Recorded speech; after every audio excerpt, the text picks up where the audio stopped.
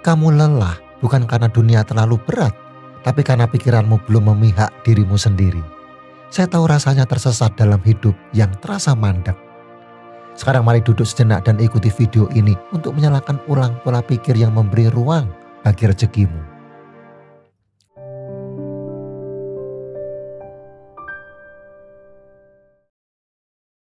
Teman saya pernah berkata, "Aku sudah capek tapi hidupku rasanya diam di tempat."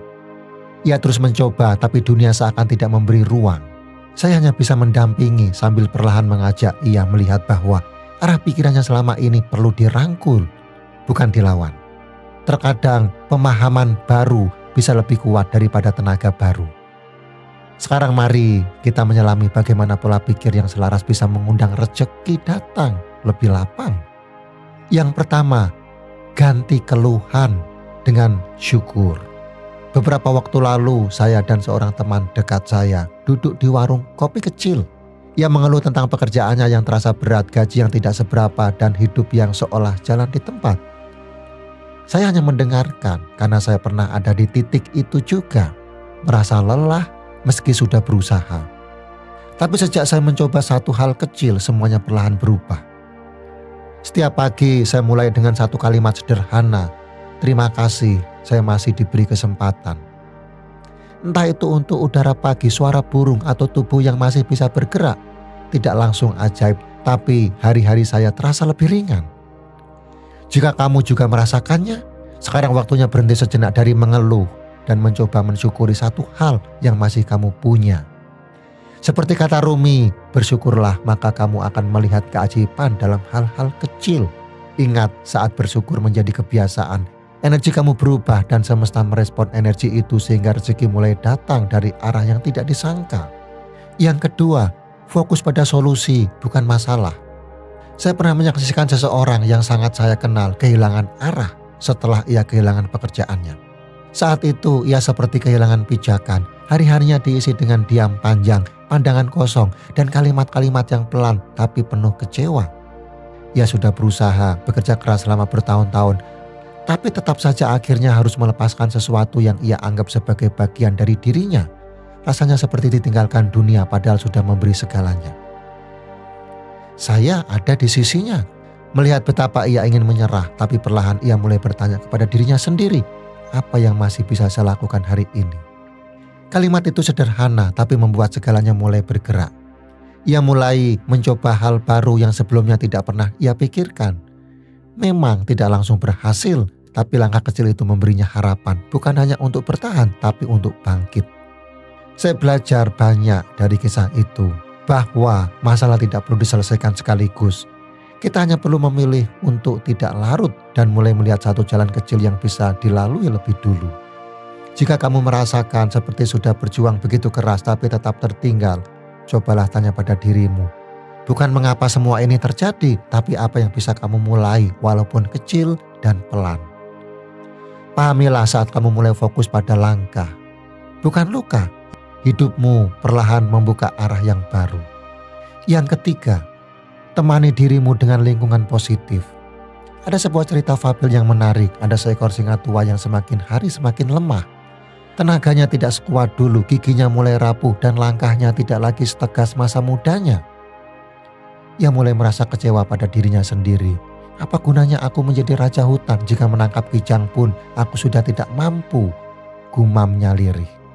Melihat keadaannya, seekor rubah mendekat dan berkata, engkau tidak harus berburu untuk tetap menjadi pemimpin, gunakan kebijaksanaanmu. Dunia sudah berubah dan kita harus berubah bersamanya. Rubah itu lalu mengusulkan cara lain menggunakan siasat, bekerja sama dan mempercayai binatang lain yang masih kuat. Awalnya singa enggan, tapi perlahan ia melihat bahwa di tengah keterbatasannya, ia tetap bisa berdaya bila didampingi oleh mereka yang berpikir positif dan ingin bergerak maju. So, lingkungan bukan lagi ladang perburuan, tapi ruang kolaborasi. Kamu pernah merasa seperti singa tua itu? Merasa lelah, merasa sendiri, atau merasa sudah tidak ada yang bisa diandalkan dari dirimu?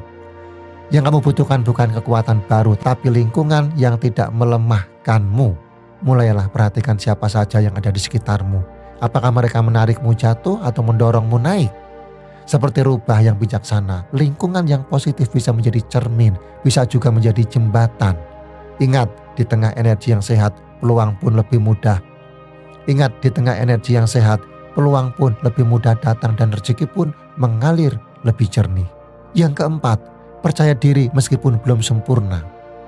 Dalam bukunya yang berjudul Atomic Habit, James Clear menulis, kita tidak bangkit ke level tujuan kita jatuh ke level sistem kita. Kutipan ini berbicara tentang bagaimana perubahan besar sebenarnya lahir dari langkah-langkah kecil yang konsisten, bukan dari lompatan besar yang sempurna, termasuk soal percaya diri. Saya pernah merasa harus menjadi hebat dulu, baru berani tampil, harus sempurna dulu, baru layak mulai. Tapi lama-kelamaan saya sadar, rasa percaya diri itu bukan muncul karena semuanya sudah siap, melainkan karena kita bersedia untuk terus mencoba, meski belum tahu hasil akhirnya.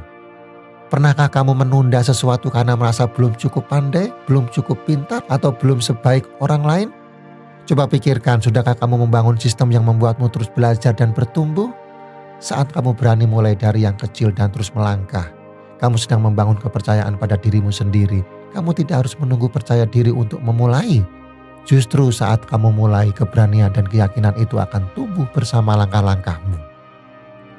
Sudah sejauh mana kamu memberi ruang dirimu sendiri untuk belajar dan berkembang hari ini?